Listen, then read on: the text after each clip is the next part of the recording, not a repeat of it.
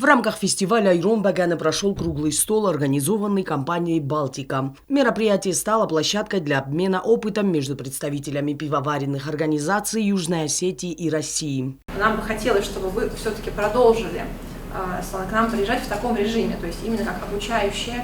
У вас есть прекрасный проект «Школа пивоваров», и нам бы очень хотелось, чтобы вы это здесь присадили на университет, чтобы у нас был постоянный проект. В центре обсуждения актуальные вопросы развития отрасли, подготовки профессиональных кадров, использования определенных ингредиентов, а также сохранения пивоваренных традиций. За вот эти 3 дня Южную Осетию те люди, с которыми мы встречаемся, это действительно душа. Все чтят корни, чтят традиции и настолько открыто и с удовольствием про все делятся информацией, рассказывают.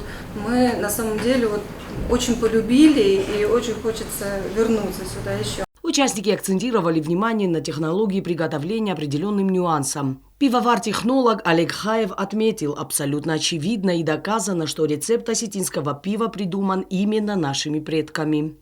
Вся атрибутика пивоварения, все элементы, которые используются при варке пива, они несут в осетинском языке свою терминологию, и эти все слова, они ираноязычные.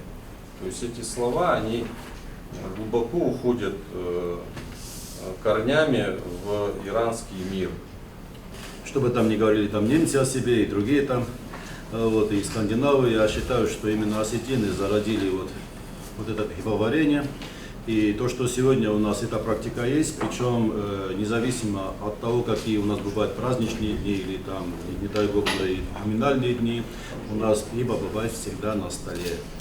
Это касается и свадеб, это касается и другого рода торжеств, это касается и поминальных наших мероприятий. Ключевым итогом дискуссии стало подтверждение намерения сторон выстроить долгосрочную систему взаимодействия. Участники сошлись во мнении, что пивоваренная отрасль Южной Осетии обладает значительным потенциалом для роста. В этом контексте опыт Балтики в области технологического аудита и контроля сырья был признан одним из наиболее востребованных. Те сегодня шаги, которые оказываются, та поддержка, которую оказывает Российская Федерация, такая именитая компания «Балтика», уверен, и такое продвижение мы очень сами активно продвигаем юго-осетинское пиво на российском рынке, но с такой поддержкой, с таким отношением и с таким вниманием со стороны, конечно, я уверен в том, что мы были на правильном пути, а дальше наши шаги будут более быстрыми, интересными. Отдельное внимание было уделено вопросу подготовки кадров. Необходимо проработать внедрение образовательных программ, включая дистанционные и выездные мастер-классы. Те знания, которыми владеете вы, как пивовары, их нужно собирать, ими нужно делиться. Их не нужно внутри одной компании хранить.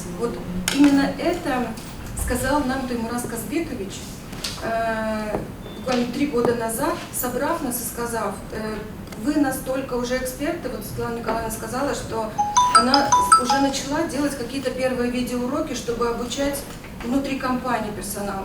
Но внутри компании у нас развита, но той экспертизой, которой владеет одна компания, ее нельзя держать внутри.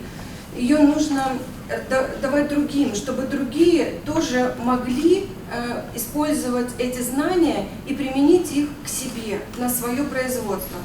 Особое внимание необходимо уделять качеству и стандартизации, учитывая современные требования к производству, где ключевое место занимает безопасность. Эксперты обсудили, как сочетать вековые традиции с инновационными технологиями, чтобы осетинское пиво соответствовало высоким стандартам, сохраняя при этом свою уникальность и аутентичность. В завершении мероприятия обсудили возможность реализации совместных проектов, способствующих популяризации осетинского пива как на российском рынке, так и на международном уровне, а также укреплению межкультурных связей через гастрономическое наследие. Представители Балтики подчеркнули, что готовы не только делиться опытом, но и оказывать всестороннее содействие для развития отрасли. Оксана Джуева, Алим Бетеев, КТРК ИР, информационный выпуск «Сегодня».